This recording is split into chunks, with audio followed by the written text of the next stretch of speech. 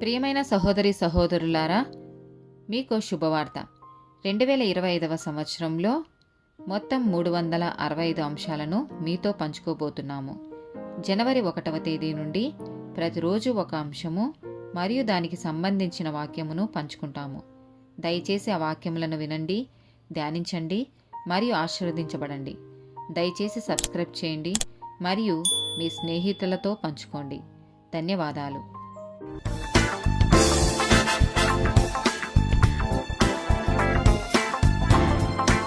115th day topic సువార్తా పరిచారం.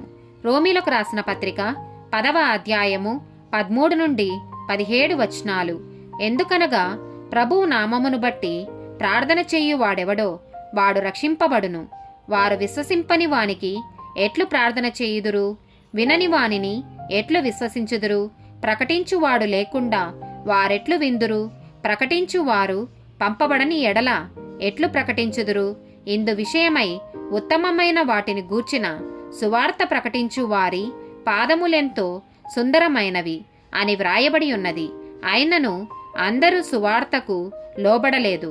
ప్రభువా, మేము తెలియజేసిన సమాచారం ఎవడు నమ్మెను అని యెషయా చెప్పుచున్నాడు కదా. కాగా వినుట వలన విశ్వాసం కలుగును, వినుట క్రీస్తును గూర్చిన మాట వలన కలుగును. మొదటి పేతురు రాసిన పత్రిక 3వ అధ్యాయము 15, 16 వచనాలు. మీలో ఎవడును నరహంతకుడుగా గాని, దొంగగా గాని, దుర్మార్గుడుగా గాని, పరుల జోలికి పోవువాడుగా గాని బాధ అనుభవింపతగదు. ఎవడైనను క్రైస్తవుడైనందుకు బాధ అనుభవించిన ఎడల అతడు సిగ్గుపడక ఆ పేరును బట్టియే దేవుని మహిమపరచవలెను. 2వ కొరింథీయులకు రాసిన పత్రిక 5వ అధ్యాయము 20 వచనం. కావున దేవుడు మా ద్వారా వేడుకొనున్నట్టు మేము క్రీస్తుకు రాయబారులమై దేవునితో సమాధానపడుడని క్రీస్తు పక్షముగా మిమ్మును బతిమాలుకొనుచున్నాము. మార్కు సువార్త 1వ అధ్యాయము 16 నుండి 20 వచనాలు. ఆయన గలిలయ సముద్ర తీరమున వెళ్ళుచుండగా సీమోను సహోదరుడగు ఆంద్రేయయు సముద్రములో వలవేయుట చూచెను. వారు జాలరులు. యేసు, నా వెంబడి రండి, నేను మిమ్మును మనుషులను పట్టు జారలుగా చేసేదనని వారితో చెప్పెను. వెంటనే వారు తమ వలలు విడిచి ఆయనను వెంబడించిరి. ఆయన ఇంకా కొంత దూరము వెళ్ళి జెబెదయి కుమారుడగు యాకోబును అతని సహోదరుడగు యోహానును చూచెను. వారు దోణిలో ఉండి తమ వలలు బాగు చేసుకొనుచుండిరి. వెంటనే ఆయన వారిని పిలవగా వారు తమ తండ్రి అయిన జెబెదయిని దోణిలో జీతగాండ్ల యొద్ద విడిచిపెట్టి ఆయనను వెంబడించిరి. మార్కు సువార్త 1వ అధ్యాయము 35 నుండి 39 వచనాలు. ఆయన పెందలకడనే లేచి ఇంకను చాలా చీకటి ఉండగానే బయలుదేరి అరణ్య ప్రదేశంనకు వెళ్ళి అక్కడ ప్రార్థన చేయుచుండెను.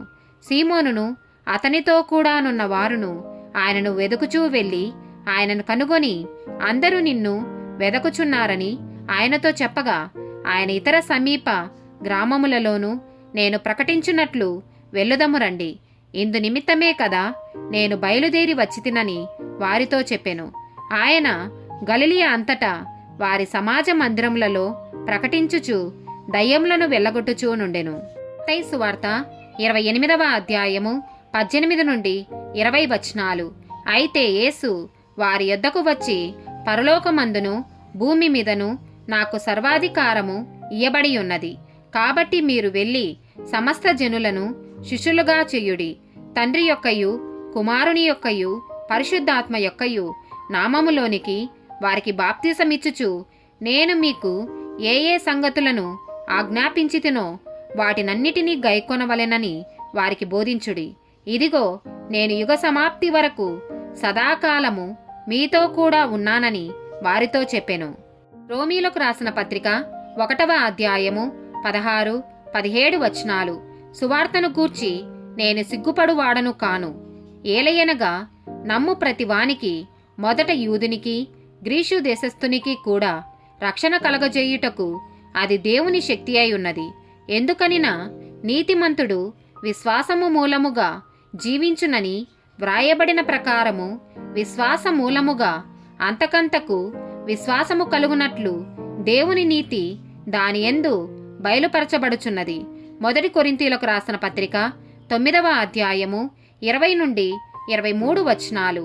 యూదులను సంపాదించుకొనుటకు యూదులకు యూదుని వలె ఉంటిని.